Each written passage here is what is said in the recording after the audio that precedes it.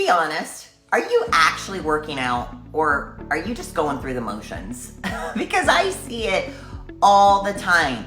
People showing up, hopping on their good old friend the treadmill, moving just enough to say they exercise, and then are left wondering why nothing is changing. And listen, I get it. I've been there myself. But if you're frustrated with your lack of results, it's not because your body's broken. It's because the strategy that you're using is. Hey guys, it's Abby, your fitness chick, and welcome back to Rise and Thrive. Today I'm breaking down lazy girl fitness, this viral trend that says you can get fit with just the bare minimum. Does it actually work, or is it just another excuse that's keeping you stuck? Let's get into it. Now, before you roll your eyes at me, let me be clear. I get it. I understand why this trend exists. People are busy, tired, overwhelmed, and they just want a way to be active without feeling like they have to dedicate their entire life to fitness. And honestly, I'm all for that. You don't have to spend hours in the gym dripping sweat and then questioning your life choices mid-workout. But there's a difference between efficient fitness and convincing yourself that a 5-minute walk and a few arm circles are going to transform your body. Which brings me to a story. The other day I was at the gym doing my thing, and I noticed someone walking on a treadmill, reading a book. I mean, full on, deeply invested, page turning, barely moving their legs. And before you think I'm judging, I'm not. I actually love that they were moving instead of just sitting on the couch. That's already a win. But here's what people don't understand and why they get stuck. They show up, they move a little, they check the workout off their to-do list, but with zero intention. They do the same slow, easy cardio day after day, week after week, and then when they don't see results, they start thinking, this isn't working, or maybe I just need to do more cardio, or I guess my body just doesn't respond to exercise. And that's when burnout kicks in, the frustration, the why am I even doing this moment, and before you know it, they quit. And I get it, because I used to do the exact same thing. Right now, I'm in a different season of life. I'm growing my business, helping others to get fit, and building something much bigger than myself. So while I do still train consistently, my workouts aren't nearly as intense as they used to be when I was prepping for a competition. And guess what? My body looks different because of it. So when I say I understand lazy girl fitness, I really, really do. Because I know what it's like to shift priorities, to not put fitness at the top of the list, and to not go all in like I used to. But here's the thing, even though my workouts right now are less intense, they're still intentional. I don't just show up and go through the motions. I make the most of the time that I have. And that's where lazy girl fitness misses the mark.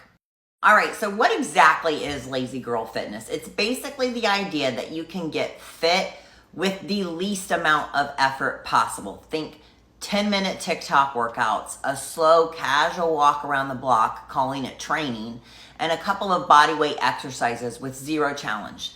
And I love the idea of making fitness more accessible, but there's a difference between approachable and ineffective. If you're doing lazy girl workouts and you're expecting major results, you're setting yourself up for disappointment.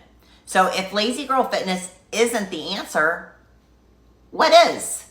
It's not about doing more. It's about doing what actually works. So step one, start small, but with intention. If you're new to working out, do not overwhelm yourself with a crazy routine. Instead, start small. Check out my Hump Day Pump every Wednesday, first Wednesday of the month. But make sure what you're doing actually challenges you.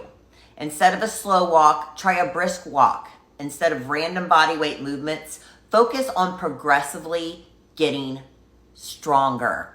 Step number 2, strength training. Yes, even if you're a lazy girl or lazy guy, if you do one thing, make it this. Start incorporating strength training.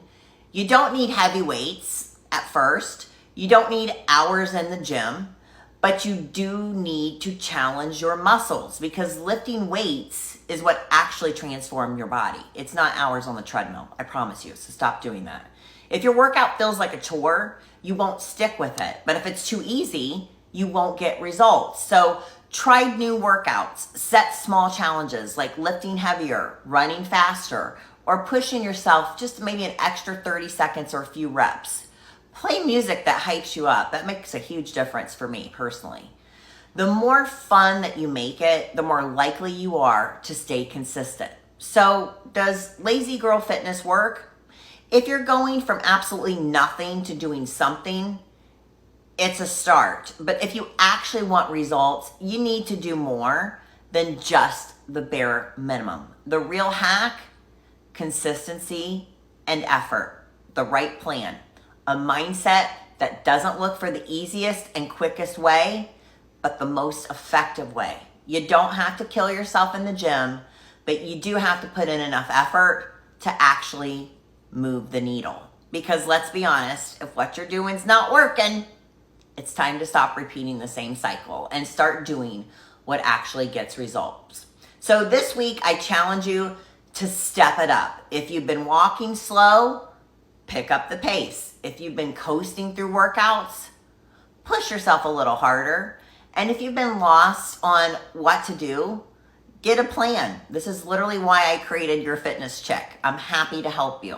Because at the end of the day, you deserve to feel strong, capable, and confident, not frustrated, stuck, or wondering why nothing is changing. So if you need help getting started, make sure to check out my programs by visiting www.yourfitnesschick.com. Stop playing small, start showing up for yourself, and let's get to work. I'll see you next week on Rise and Thrive.